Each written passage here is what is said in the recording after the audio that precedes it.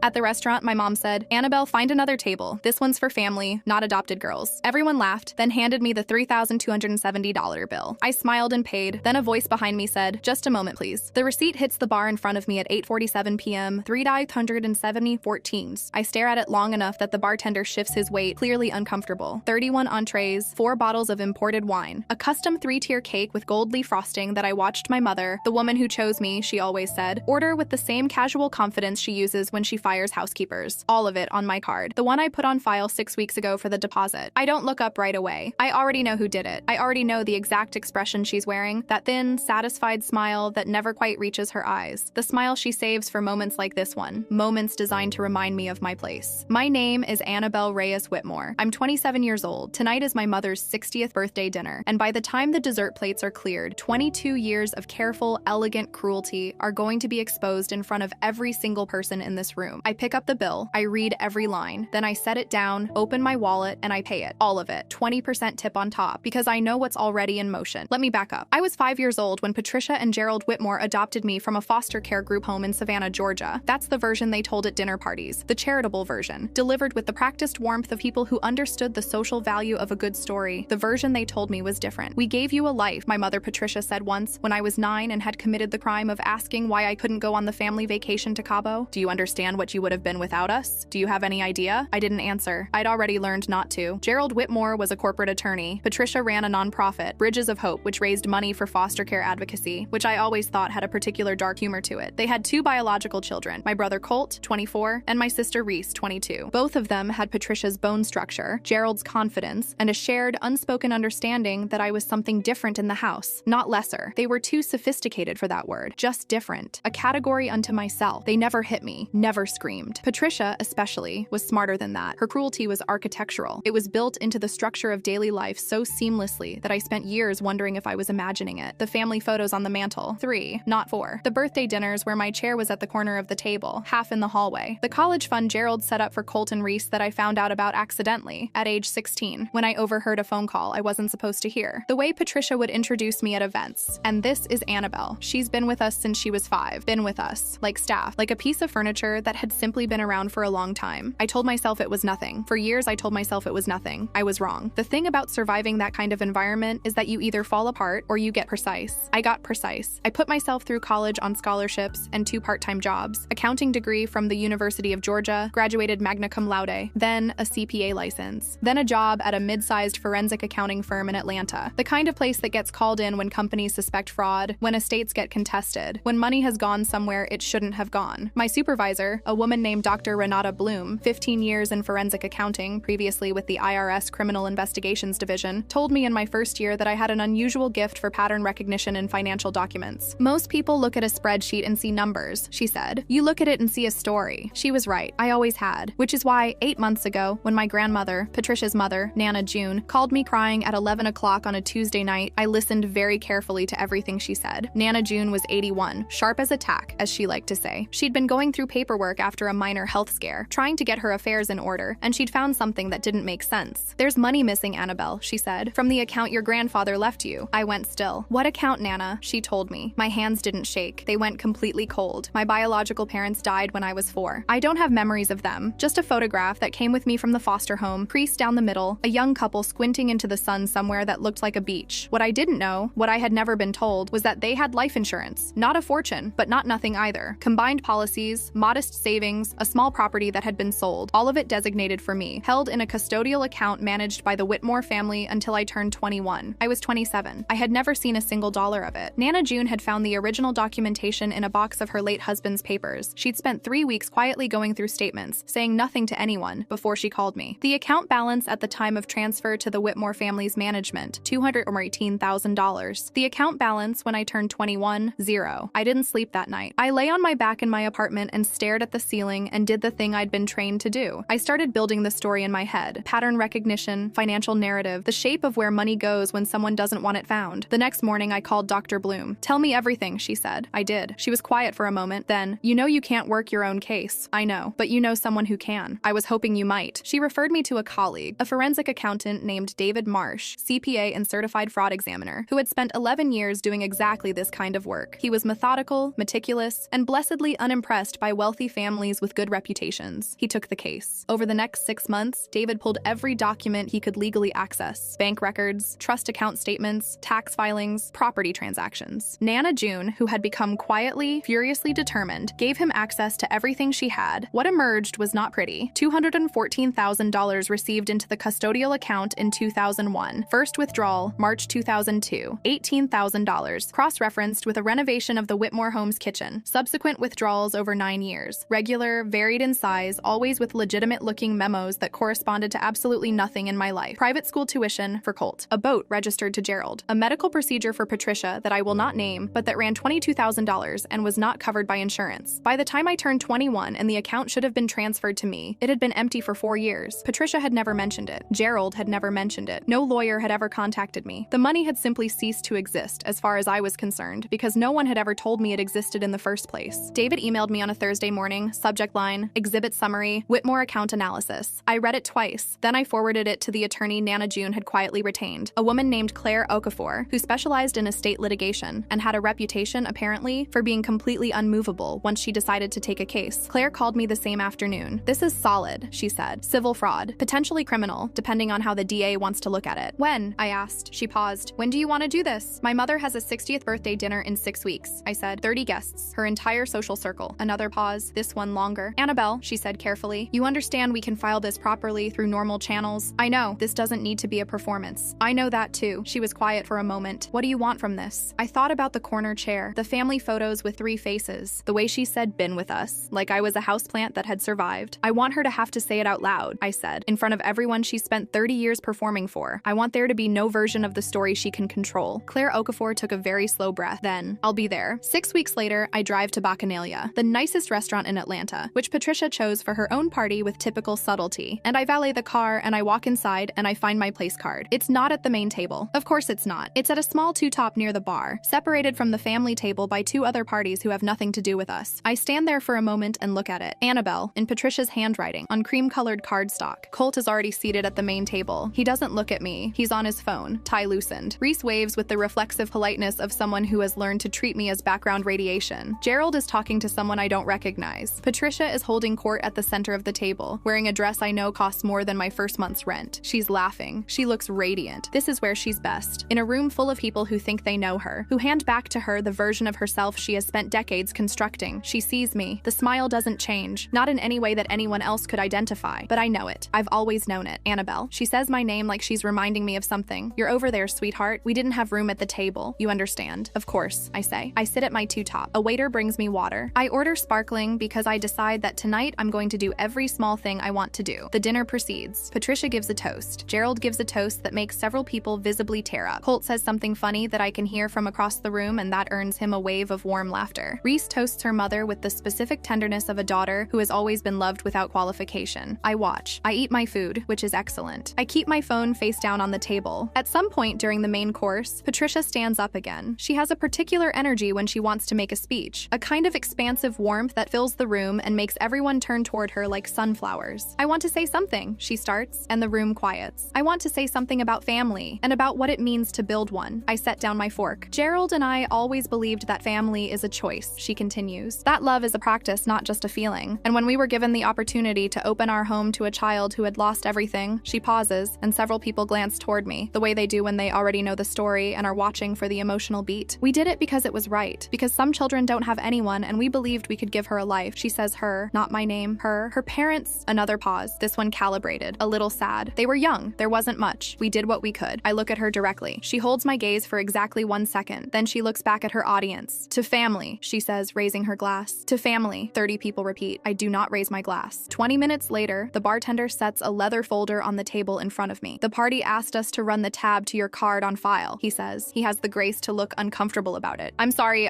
they said you'd authorized it." I open the folder. 3,270 14s. I sit with it for a moment. I think about the March 2002 withdrawal, $18,000 for a kitchen renovation. I think about the boat. I think about the medical procedure. I think about a 4-year-old's life insurance policy, carefully, methodically drained over 9 years. I think about the word authorized. I almost laugh. I take out my card. I pay the bill. I tip 20% on top because the server had nothing to do with any of this and has a job to do. Then I stand up. I'm reaching for my jacket when I hear her voice. "Just a moment, please." It's not Patricia's voice. It's Nana June's. She doesn't stand stand up the way old women stand up in movies, slowly, effortfully, requiring assistance. She stands up the way she has always done things, which is simply, directly, without announcement. 81 years old, and she rises from her chair at the main table like she's been waiting for this exact moment because she has. The room turns toward her. Claire Okafor stands beside her. I knew she was here. She'd texted me when she arrived in position, but seeing her standing there in person, briefcase at her side, is something different than knowing it abstractly. She is exactly what she looks like, someone who has been in rooms like this before and has never lost.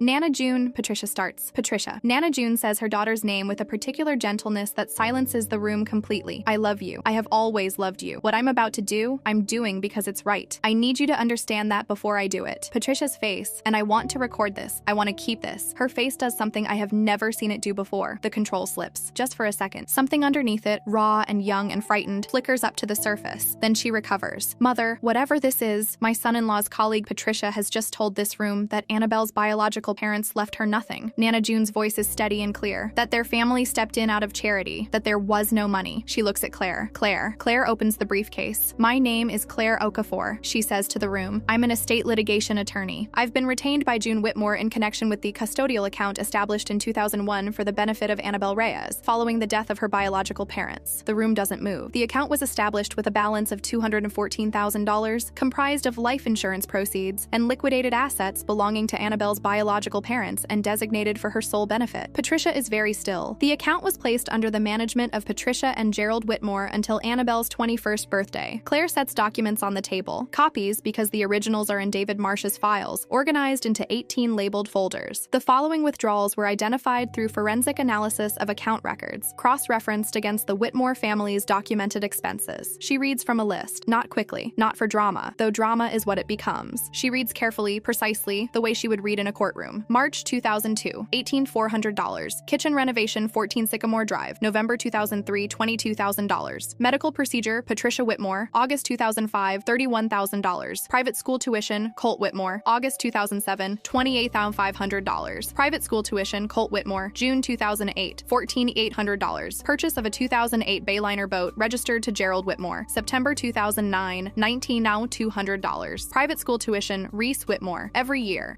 until the account was empty. Colt has stopped looking at his phone. Reese has both hands flat on the table. Gerald is staring at a fixed point somewhere above Claire's head. Patricia has not moved. Total documented withdrawals, $197,400 over a period of 9 years. The remaining balance was depleted by account management fees charged to an institution that, we subsequently discovered, does not exist. Claire closes the folder. The account held $0 when Annabelle turned 21. She was never informed of its existence. The room is silent. Then Patricia.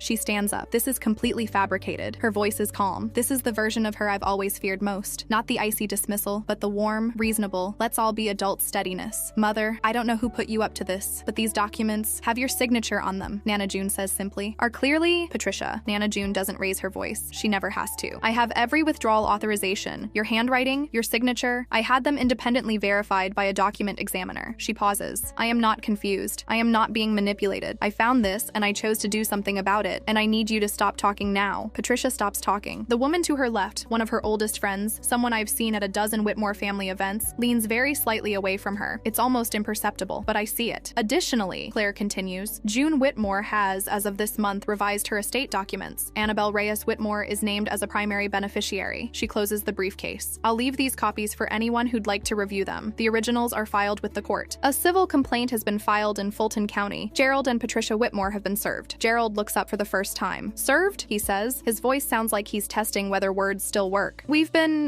This afternoon, Claire says. Your attorneys will have received notification. Patricia turns to look at me. I'm still standing near the bar. I haven't moved. I have my jacket in my hands, and I realize I've been gripping it hard enough that my knuckles are white, and I make myself let go. She looks at me the way she looked at me when I was 9 years old and asked why I couldn't go to Cabo. Like I'm something she's calculating. Like she's deciding which version of this story she can still salvage. Annabelle, she says. Don't, I say. It comes out quieter than I intended, and steadier. You don't understand everything that went into raising. I said don't. She closes her mouth. Patricia, Nana June says, and she doesn't say anything else. Just her name. Just the name she gave her 60 years ago. An entire conversation in a single word. Patricia sits down. The room fragments after that. I watch it happen the way you watch a car accident in slow motion. Not because you want to, but because your brain won't let you look away. The guests at the table who came for a birthday dinner are now sitting inside a public legal proceeding, and they're doing what people do in that situation. They're recalibrating, recategorizing, deciding what what they now know about a woman they thought they knew completely. One of the men at the table, Gerald's business partner, a name I know from the family Christmas cards, excuses himself and goes outside. He doesn't come back. Reese is crying. Not from grief, I don't think. Or not only that, from the specific, disorienting horror of having her childhood recontextualized in real time. The private school that was paid for with money that belonged to me. The years she spent in a house where the girl at the corner of the table was being systematically robbed. Colt isn't crying. Colt is looking at his mother with an expression I have no name for. Nana June comes to find me at the bar. She moves through the wreckage of the dinner with the unhurried dignity of someone who has made their decision and is at peace with it. She takes both my hands in hers. "I'm sorry it took me so long," she says. I shake my head. I don't trust my voice. "I should have looked sooner. I should have." She stops, presses my hands harder. "You were always ours, Annabel. From the first day. I need you to know that I knew that." I manage to say, "I know, Nana." She holds my gaze for a moment. Then she nods, like we've settled something, and she lets go. 3 months later, the civil case is moving through Fulton County. David Marsh's forensic analysis has been submitted as expert testimony. 18 labeled folders, 340 pages, and a spreadsheet that tells the story of 9 years of quiet theft with the cold precision of math. Gerald's law firm placed him on administrative leave pending the outcome. I didn't know they would do that. I'm not sure how I feel about it. Bridges of Hope, my mother's nonprofit, the one that raised money for foster care advocacy, launched an internal audit after 2 board members resigned following the dinner. The audit is ongoing. Reese called me. We talked for 40 minutes. It was painful and strange, and neither of us knew what we were doing exactly. But she called, and I picked up, and I think that means something, even if I don't know what yet. Colt has not called. I still have the photograph. The one that came with me from the foster home, creased down the middle, a young couple at a beach, squinting into the sun. I've had it my whole life, and I've never known what beach it was, what year, what they were thinking when someone pointed a camera at them. I look at it differently now. Not with more pain exactly, with more clarity. They left me something. They scraped together what they had, and they put it in an account, and they put my name on it, and they probably thought, even as 20-somethings, even as people who had no reason to think they were going to die young, she should have this, whatever happens. It took 22 years, a forensic accountant, and an 81-year-old woman going through boxes in her basement on a Tuesday afternoon. But I got it. Not the money, though the civil case will resolve itself however it resolves itself. I mean the knowledge, the proof of what they did, the evidence that someone, before all of it, looked at a child who didn't exist yet and decided, she's worth something. My mother, Patricia, hasn't spoken to me since the dinner. That's fine. I don't have anything left to say to her either. But Nana June calls every Sunday. We talk about her garden and my cases at work, and occasionally about nothing at all. Last week she told me that my biological mother's name was Rosa, that she'd found a letter years ago and kept it because she hadn't known what to do with it. "I'd like to give it to you," she said, "if you want it." "I want it," I said. It arrived on Wednesday in a small envelope with Nana June's handwriting on the front. I haven't opened it yet. I'm going to. I'm just not yet. Some things you hold for a moment before you let yourself have them. She called me Annabel. My name, written in ink, in the handwriting of someone who knew me before I knew anything. That's enough. For right now, that's enough.